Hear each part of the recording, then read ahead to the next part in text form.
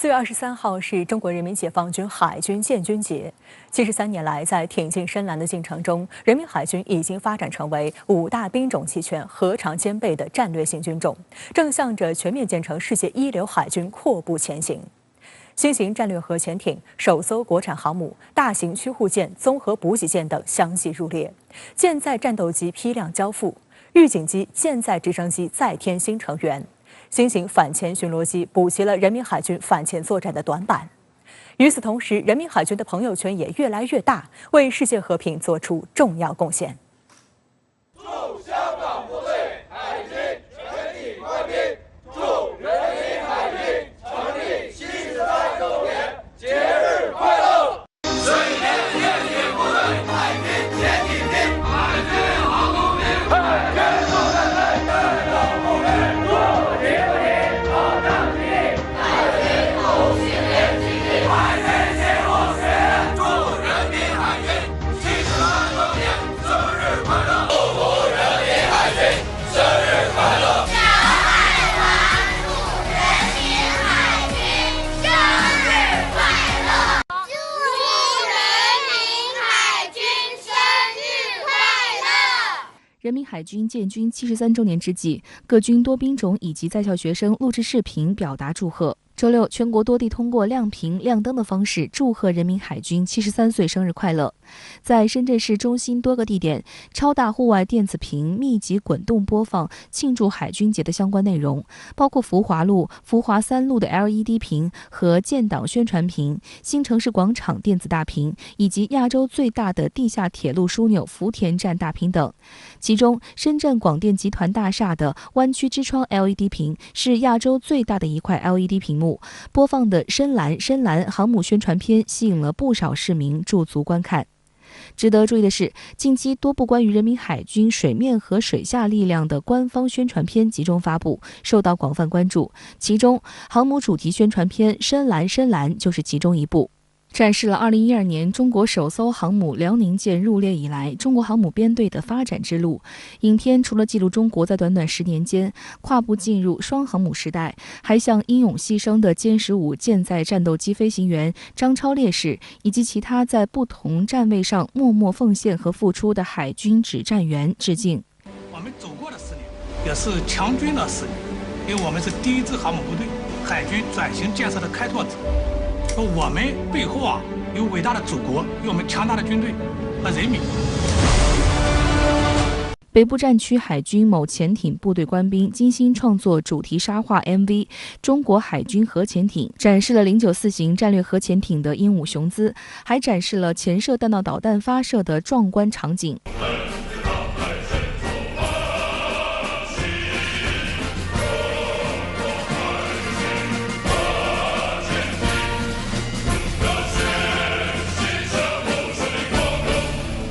海军节前夕，多战区近日也展开多项海上实战演训，其中就包括由辽宁舰和多艘舰艇组成的航母编队，以及海军陆战队等，围绕侦察预警、指挥控制、电磁对抗、精确打击等关键环节，多兵种复杂电磁环境条件下展开实兵实弹对抗演习。10年来，海军连续组织复杂电磁环境下战法训练和演练，突出了背对背对抗，在10年来，这个潜艇战备远航、水面舰艇出岛练、远海实战性实战化训练，航空兵这个远程奔袭和陆战队整舰制跨区机动这个训练已经成为了常态。先后有数百艘次舰艇、100余架飞机跨岛练进行了远海训练，也锤炼提升了海军部队核心作战能力。海军节前夕，有一批国之重器官宣服役。周四，央视军事频道就报道了075型2栖攻击舰广西舰首次公开亮相。新闻显示，广西舰着眼未来两栖作战和远海作战需求，在某海域持续开展航行组织、损害管制等科目的基础性训练。此前，同型号的海南舰已经服役。075型2栖攻击舰可搭载2栖装甲车、多型直升机、气垫艇及及坦克装甲车，配有导弹、舰炮、电子战等武器系统。1年内，人民海军已经拥有2艘2栖攻击舰，这对于2栖作战能力跨越发展有着重要意义，标志着多域立体投送作战能力正在加速实现。万吨大驱也备受瞩目，第4、第5艘055型驱逐舰鞍山舰和无锡舰日前首次公开亮相。此前，人民海军已经拥有南昌舰、拉萨舰和大连舰共3艘055型导弹驱逐舰。055型导弹驱逐舰不仅能搭载更多的武器装备和人员，还采用了一体化桅杆设计，具有一定隐身性能。导弹发射架的数量和发射的单元以及相控阵雷达等电子设施都进行了升级。此外，央视国防军事频道周5播出的军事报道节目中，还出现了直20反潜直升机在055型导弹驱逐舰上进行起降的画面。直20是中国自主研发的新一代10吨级战术通用运输直升机，在2019年国庆70周年阅兵式首次公开亮相，而这次则是直20基础上发展的反潜直升机首次公开亮相。从画面中可以看到，它采用了海军直升机常用的白色涂装。新时代海军转型建设中，高素质新型人才辈出。人民海军近日历史性迎来首位女性舰长韦慧晓，她被任命为052D 型导弹驱逐舰绍兴舰舰长。中山大学校友会方面介绍，韦慧晓2004年以第1名的优异成绩入读中山大学地球科学与工程学院研究生。在读期间曾赴西藏支教，2011年博士毕业。他曾拒绝100万年薪，以博士身份特招入伍。2012年，韦慧晓曾被任命为辽宁舰航海部副航海长。2016年3月，韦慧晓成为海军首位女副舰长。2017年9月，被任命为郑州舰实习舰长。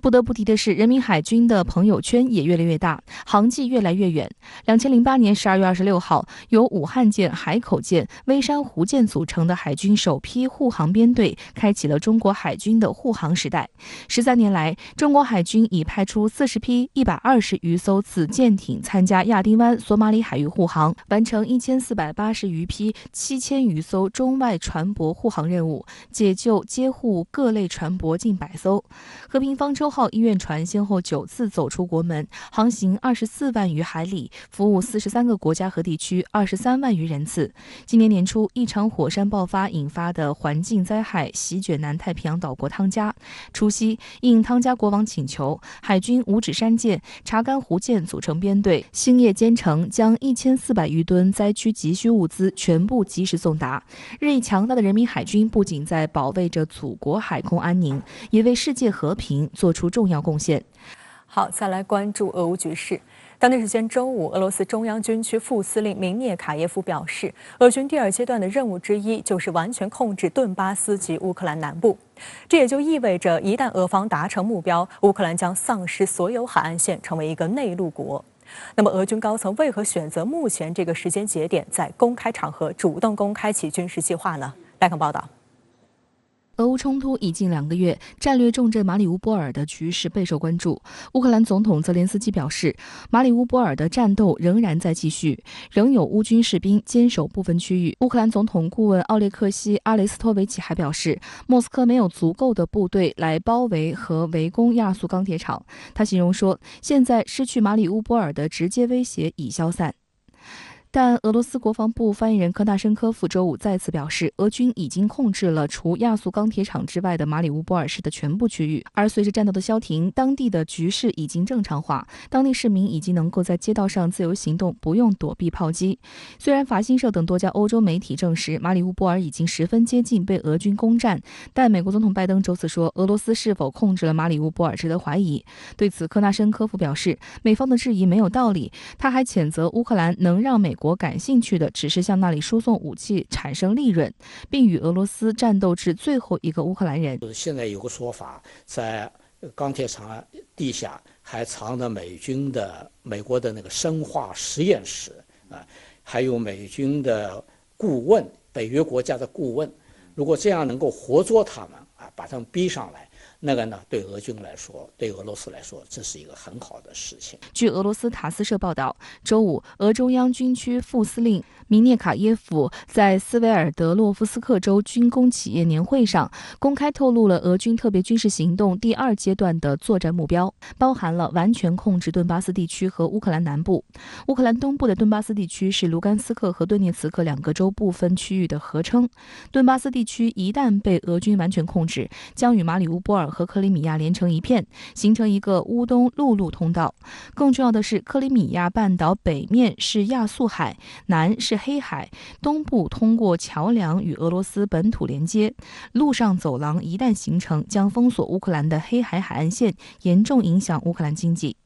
除了顿巴斯，俄军的另一目标是控制乌克兰南部，从而打通俄军通往德涅斯特河沿岸地区的右翼出口。外界预计，大批俄罗斯精锐部队南下，敖德萨或将成为下一个重点目标。俄军如果拿下敖德萨，意味着乌克兰将丧失所有海岸线，彻底成为一个内陆国。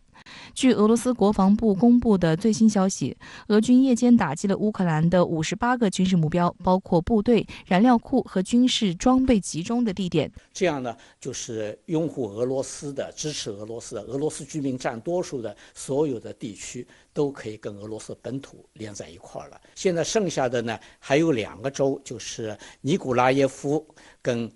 奥德萨，这2个州非常重要。这2个地方呢是2个很重要的海港城市。尼古拉耶夫呢是造船工业中心，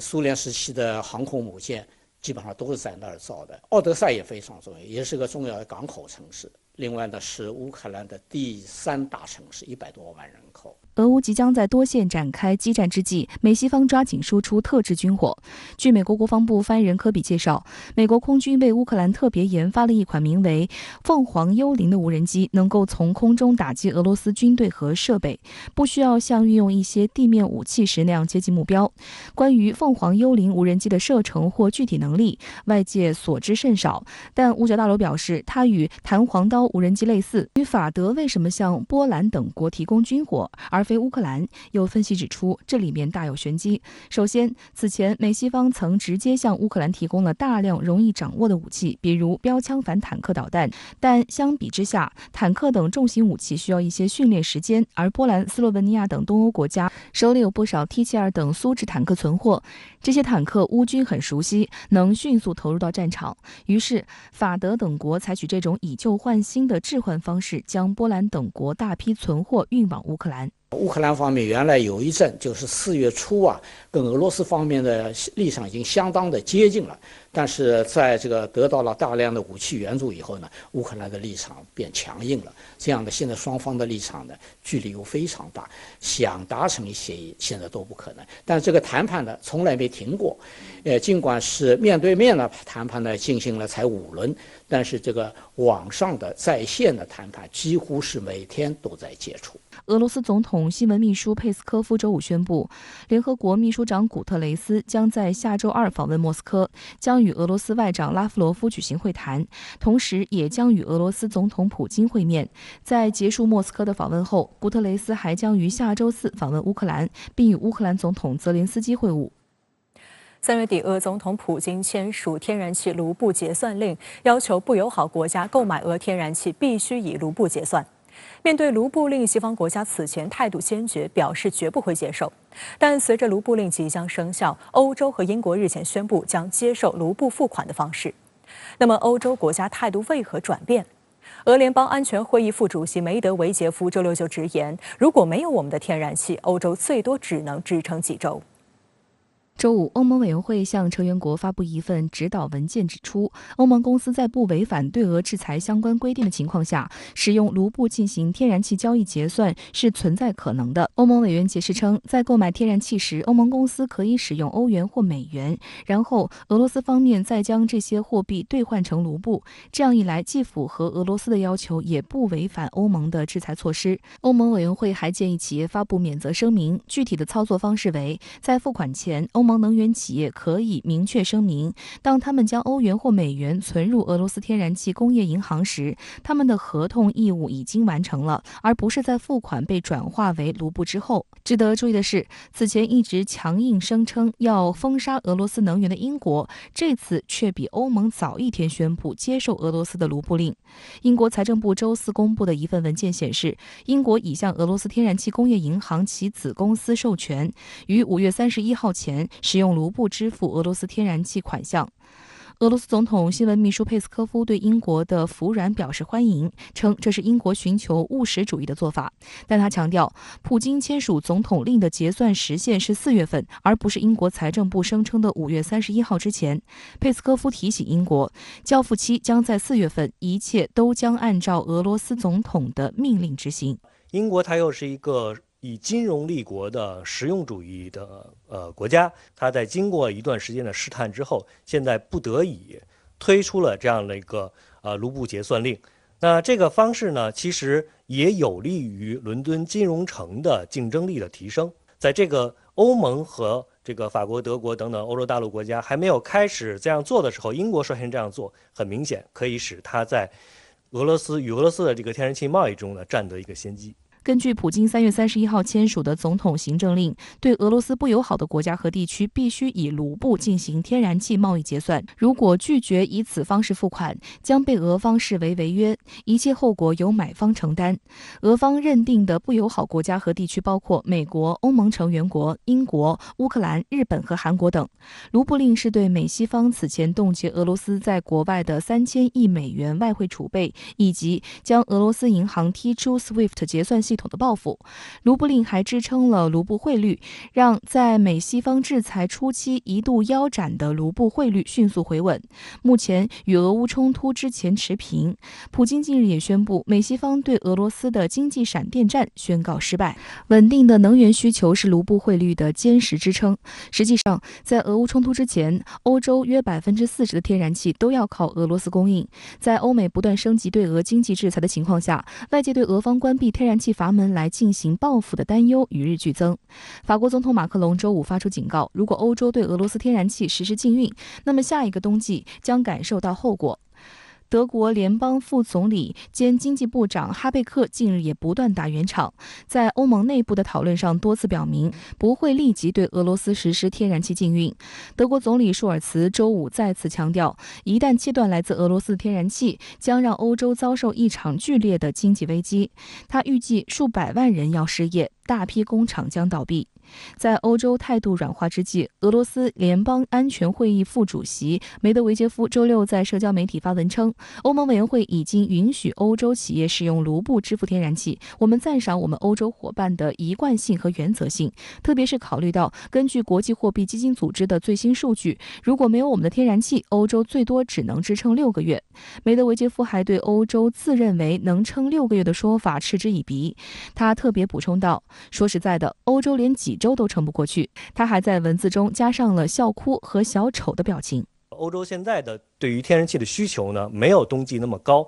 但是夏季却恰恰是欧洲进行补气的时候，也就是说是要为了10月份以后冬季的来临呢，要进行储存。那现在库存的天然气已经是处在一个历史的低位。那在这个时候呢，在天然气价格暴涨的情况下呢，欧洲实际上要从卡塔尔以及从美国来进口天然气的话呢，它远远的无法去弥补俄气的这种损失。实际上，自美国施压欧洲盟友对俄制裁以来，会否引发能源危机是各国最担心的。继前段时间有德国政客呼吁冬天室内多穿毛衣保暖之后，德国联邦副总理兼经济部长哈贝克在接受德国图片报采访时，竟然呼吁民众少洗澡，尤其还对洗澡提出技术指导，称洗澡时不要全身冲水，重点清洗4个部位就行。英国媒体则报道，至少有67%的公民对高昂的电费和暖气费无能为力了，包括土豆、根茎类植物等需要长时间烹饪的食物，即使爱吃也不买，怕能耗太高煮不起。好，下面马上来连线特约评论员张思南，张先生你好。俄罗斯中央军区副司令明尼卡耶夫表示，俄军第2阶段的任务是全面控制顿巴斯地区和乌克兰南部地区。那对此您有何观察？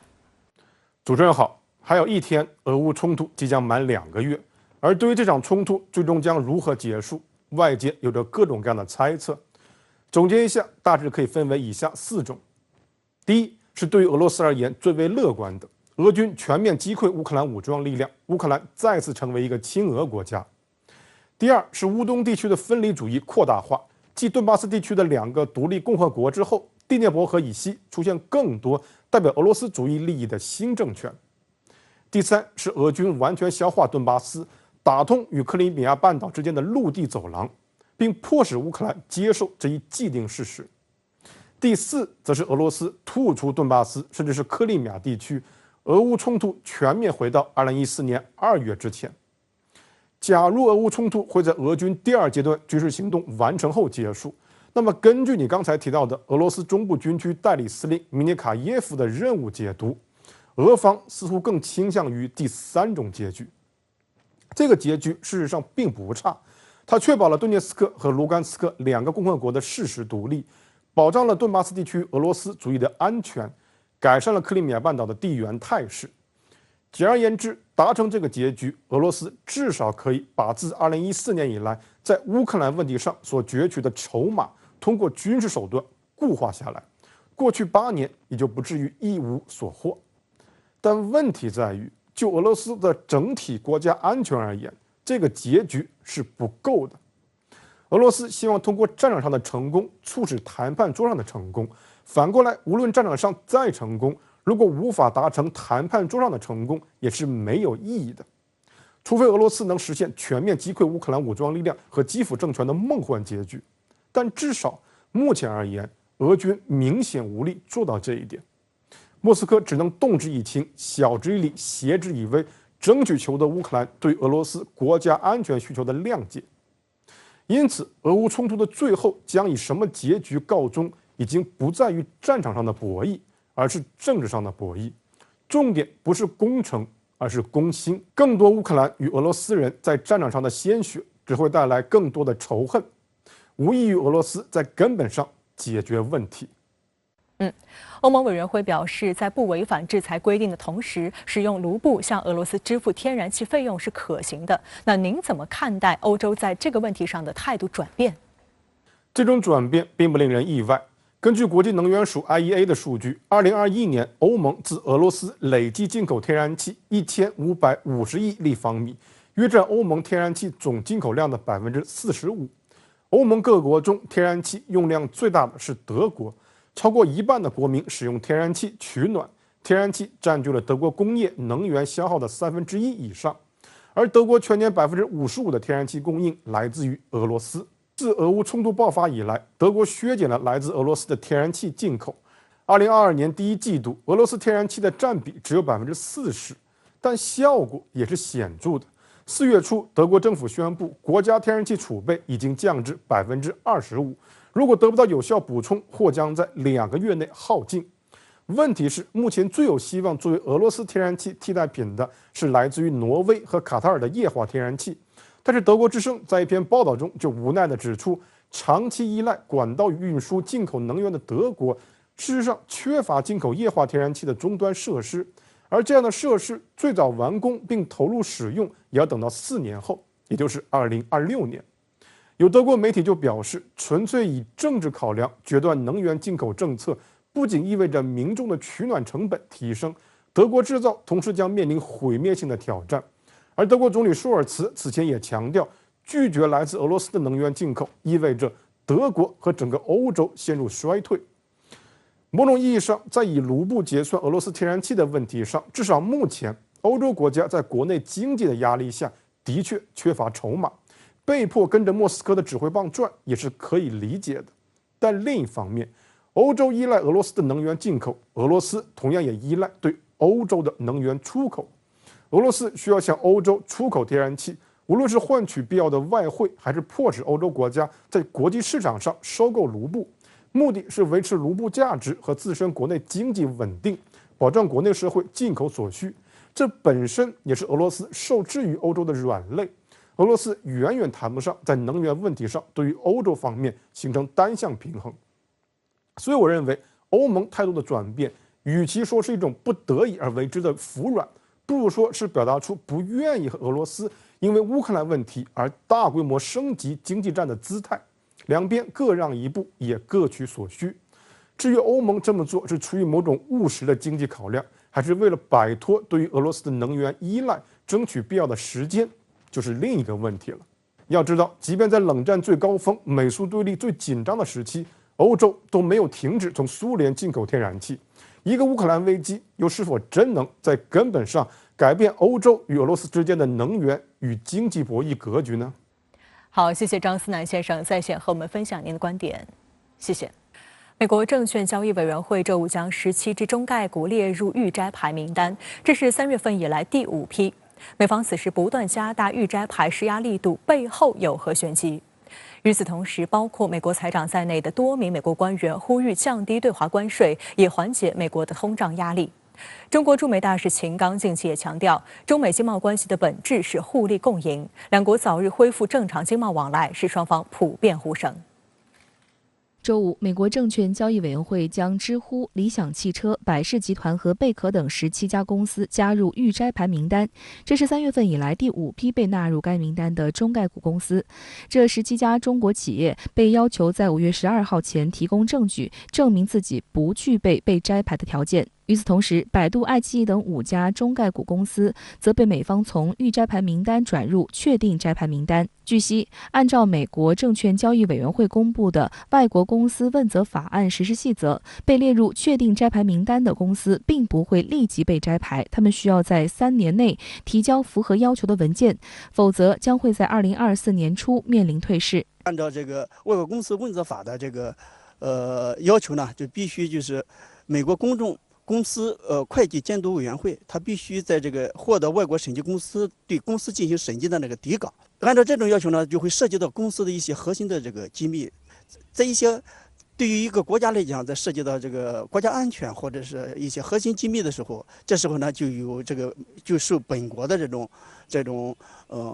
监督法也好、审计法也好和国家安全法的这个规定限制。所以两国的制度对接上呢，这个出现了这个一定的这种不对接的地方。值得说明的是，被列入清单的公司是否在未来2年真正退市，最终取决于中美审计监管合作的进展与结果。3月起，中美双方均对此释放积极信号。周四，中国证监会副主席方星海在博鳌亚洲论坛进一步表示，证监会谈判团队与美国团队谈判非常顺利，很有信心未来达成协议，让美国公众公司会计监督委员会合法合理地进行审查。相信呢，这个不确定性呢很快就会移除那么这对中概股呢这个会是一个好消息。方星海表示，证监会的态度是支持企业到境外上市，支持企业自己选择到哪个市场上市。他提到，中国作为一个发展中国家，自己的资本市场发展还不充分，企业要利用境内外2个市场发展自己，这个方向是不会变的。我们国家正在推行这个新一段的这个高水平的对外改革开放，涉及到这个制度的这叫制度性开放。那么从这一点上讲呀，我觉得我们双方这个维持合作，就是从这个两国证券监管机构使得这个达成协议、推进这个合作的这个方向，应当是明确的。然后达成合作的这种空间是完全存在的。观察指出，美国近期不断就中概股预摘牌问题向中方施压，是为中美经贸问题磋商储备谈判筹码。而在美国国内，持续冲高的通胀数据是美国政府急需解决的难题。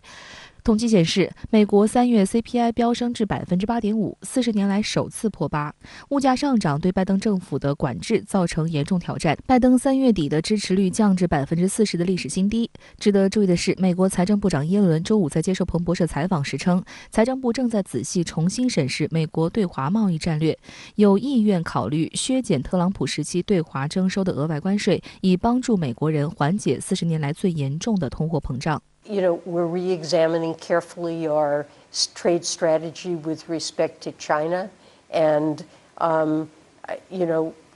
think it's worth considering. We certainly want to do what we can to address inflation, and there would be some desirable effects it's something we're looking at. 事实上，耶伦去年12月就曾发布预警称，美国对中国输美商品加征关税导致美国物价上涨，而降低关税可能有助于缓解通货膨胀压力。但美国泛化国家安全概念，以行政措施插手经济领域，近年来愈演愈烈。因此，耶伦的话此前并未受到重视，而这次情况似乎有些变化。白宫的国安官员也出来支持耶伦。美国舆论也注意到，在耶伦此番表态的前一天，美国负责经济事务的副国家安全顾问达利普辛格表示，特朗普政府征收的关税可能为其提供了一些谈判筹码，但部分关税并没有战略目的。美国可以降低对自行车或服装等一系列非战略性中国商品征收的关税，以帮助对抗通胀。美国智库机构彼得森国际经济研究所上个月的一份研究估计，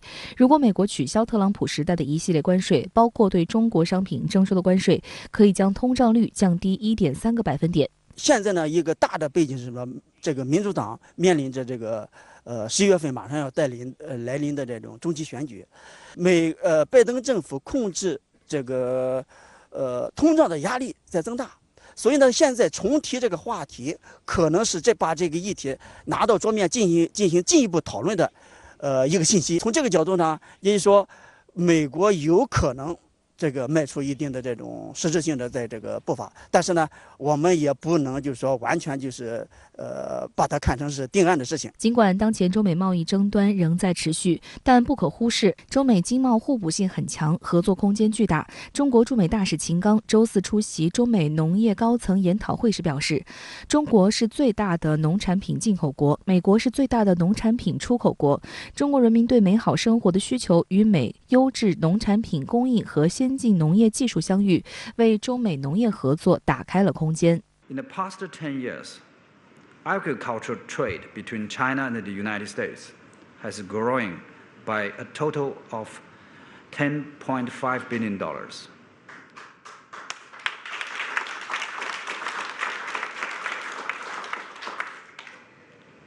We'll have more. 秦刚说，2021年中美双边农产品贸易额达464亿美元，创下历史纪录。根据美中贸易全国委员会日前发布的报告，中美第一阶段贸易协议的执行使美国农民增加数十亿美元的油脂、谷物和肉类出口，特别是提升了美国中西部腹地州农民的福祉。Facts have proved that China-U.S. economic and trade relations are win-win in nature.And to restore normal trade ties between the two countries as soon as possible is the shared goal of both sides, particularly farmers. 他指出，从战略角度推动中美农业互利合作，既有利于丰富中国老百姓的粮袋子，增加美国农民的钱袋子，也有利于减少全球粮食供应的不稳定性和不确定性，同时有利于全球应对气候变化的努力。前美驻华大使布兰斯塔德强调，农业合作是中美合作重要组成部分，希望看到中美友谊和务实合作继续发展。This is a long-term relationship, and it's a challenging time right now, but hopefully things will get better, and the personal relationships can go a long ways to kind of overcome some of the challenges and tensions between our two countries. 好，相关马上来连线特约评论员刘和平，刘先生你好。美国证券交易委员会公布最新一批预摘牌中概股，多达17家中国在美上市企业入列。那对此您怎么看？其实这是前年特朗普政府针对中国企业而通过的外国公司问责法的必然结果。根据这个立法精神，接下来所有的中国在美上市企业都会被放入美国证监会的预摘牌名单当中。但是这并不意味着被放入名单的中概股立马就会被实质性的退市。不过值得注意的是，最近一段时间以来，美方公布预摘牌中概股的频次不仅在加快，短短1个半月已经公布了5个批次，而且被列入预摘牌名单的企业数量在急剧增加。过去4次才总共公布了20多家，这次一次性就公布了17家。尤其值得我们注意的是，虽然此前中国外交部新发言人已经将美国的外国公司问责法定性为是对中国公司采取的歧视性政策，是对中国企业的政治打压，但是最近一段时间以来，为了避免中概股在美股被摘牌的事情发生，中方还是在积极的与美方沟通，甚至是满足了美方提出的相当部分要求，做了一定程度上的让步，包括中国证监会主动更新了企业境外上市相关保密条款，删除了现场检查应以我国监管机构为主这样的表述。不久前，中国证监会副主席方星海还表示，中美相关谈判进展非常的顺利。同时，中国相关在美上市企业也先后表态，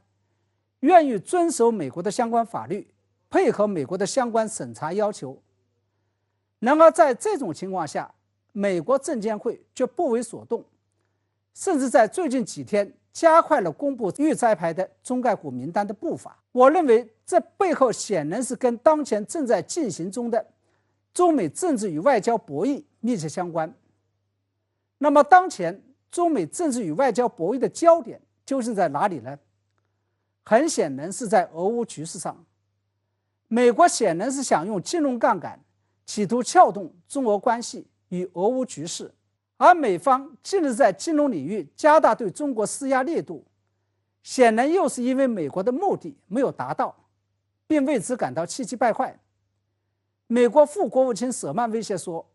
如果中国为俄罗斯提供战争物资，将会受到美国同样的全面制裁。那么值得注意的是，为了撬动俄乌局势，美方不仅在金融领域内向中方加大了施压力度，甚至还有最新的消息说，美方准备重新启动被搁置了的众议院议长佩洛西访台计划。那美国证监会以执行外国公司问责法的名义准备摘牌在美上市的中概股，又会对接下来的中国金融业产生什么样的影响呢？确实，由于美国证监会对于在美上市的科技企业没有设置盈利门槛，再加上美国资本市场上流动性非常充裕，华尔街愿意为暂时没有盈利的企业提供相当高的估值，所以无论是中国在美上市的企业，还是相关投资者，都不愿意看到中概股在美国被摘牌的现象发生。而通过在美上市中国企业的来融到更多的美元，同时防止中美金融脱钩，也是中方不愿意看到中概股被摘牌，并愿意跟美方谈判的原因。不过我认为凡事都要争取最好的结果，同时也要做最坏的打算。因为在美国国内意识形态冷战思维高涨，尤其是拜登政府已经用合作、竞争与对抗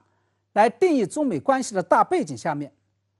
未来中美经贸关系与金融关系的走向已经不再是由市场规律来决定，也不会随着人们的善良愿望而转移，而是由中美两国的政治与外交来决定的。尤其是以美国为首的西方国家在最近的俄乌冲突中的表现，更是给全世界，尤其是给中国上了生动的一课。西方国家为了达到在政治上和经济上彻底搞垮俄罗斯的目的，把原先奉若神明的市场经济规则、契约精神以及私有财产神圣不可侵犯的原则，全部都踩到了脚底下。西方国家不仅禁止俄罗斯使用美元、欧元、英镑和日元，冻结了俄罗斯大约1半以上的黄金和外汇储备，切断了俄罗斯重要银行与环球同业银行金融电信协会，也就是 SWIFT 系统的连接，而且宣布暂停了俄罗斯上市企业的股票存托凭证交易，并最终逼得普京不得不仗势断腕，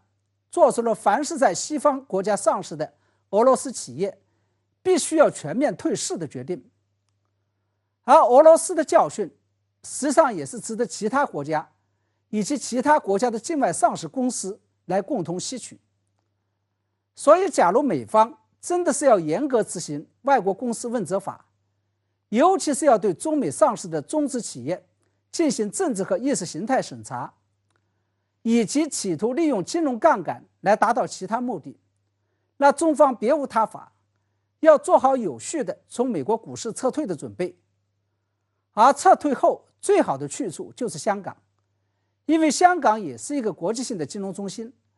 同样可以吸引大批境外投资者。而在这个时候，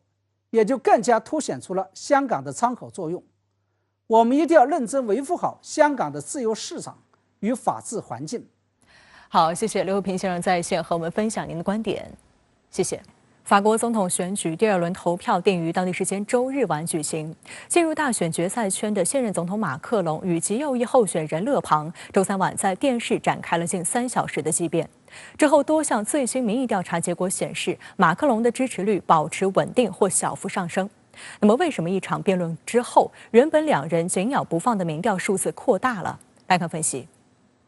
170分钟的电视辩论中，马克龙和勒庞针锋相对。在法国民众最关注的经济和物价议题上，勒庞批评马克龙5年任期留下的经济资产负债表非常糟糕，社会资产负债表更加糟糕。勒庞承诺采取一系列措施来降低民众生活成本，包括取消所有30岁以下的所得税，将燃料增值税从20%降至5.5%等。马克龙则用过去1个任期的就业数据为自己辩护，又抨击勒庞提出的政策只是空喊口号，却无实质性内容。此外，马克龙和勒庞在欧盟立场问题上也分歧巨大。马克龙重申相信欧盟，相信法德联盟，并希望打造更强大团结的欧盟。勒庞则强调希望改革欧盟，让各国发挥更多自主性。但观察指出，勒庞对欧洲公共机构的态度有所放缓。此前，他主打退出欧盟、退出北约。法国3大权威民调机构之一的易普索索普拉斯特拉的调查结果显示，2位总统候选人在进行激烈辩论后，马克龙的支持率保持稳定，预计将获得56.5%的选票，领先勒庞13个百分点。也有分析称，辩论不会改变选举进程，马克龙在之前的所有民调中都领先。马克龙总统呢，他确实更有说服力，他毕竟已经执政5年了嘛，有经验。也了解国家的情况，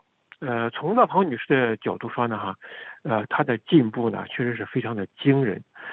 她现在已经可以被法国社会呢广泛的接受。这是从民调的结果来看呢，主要是从双方的政策上的角度去看啊。另外呢，从第5共和国的历史上来看这个电视辩论呢，它的效果呀其实都很有限，基本上对民调呢没有多大的影响。这次呢也是一样值得注意的是，电视辩论次日，德国总理舒尔茨、西班牙首相桑切斯和葡萄牙总理科斯塔在法国《世界报》发表文章，不指名道姓地呼吁法国民众在第2轮投票中投给马克龙。他们希望法国选民将在周日选择一个捍卫我们共同价值观的法国。法新社认为，此举是对欧盟成员国国内政治一次极不寻常的干预。这一次法国大选总统选举对不光是对法国，对欧盟来说也是至关重要。勒庞是一个极右翼的候选人，这样的人在欧洲是受到排斥的。他们认为欧洲法国是一体的所以对于法国的选举，他们也有这方面表达自己意愿的这个权利。值得玩味的是，勒庞在周4的一档电台节目中，面对俄罗斯以及俄乌冲突相关问题时，却话锋一转，将矛头指向中俄，宣称对我们的安全来说，俄罗斯和中国的几近联合将成为最糟糕的事情。我想呢，拿中国说事有可能他真的有这方面的一些想法但是呢，我觉得不能简单的从字面上来看。因为现在在欧洲在西方很多情况下，拿中国说事呢，成为一种政治正确。根据易普所的研究，此次的法国总统选举反映出法国社会的新现状，在民族主义和对欧洲开放之间摇摆不定。调查显示，勒庞拥有年轻甚至非常年轻的选民基础，他吸引的选民中有51%的人在18至34岁之间。相比之下，马克龙的选民年龄稍大，54%的人在50至69岁之间。法国社会呢对勒庞女士的接受度呢我认为他已经跨过了一个很关键的门槛。民粹主义崛起不仅包括极右翼，也包括极左翼。根据这次第1轮大选的投票呢就是左右民粹，其实加起来呢，他们的得票率已经超过60%，应该说已经是主流了。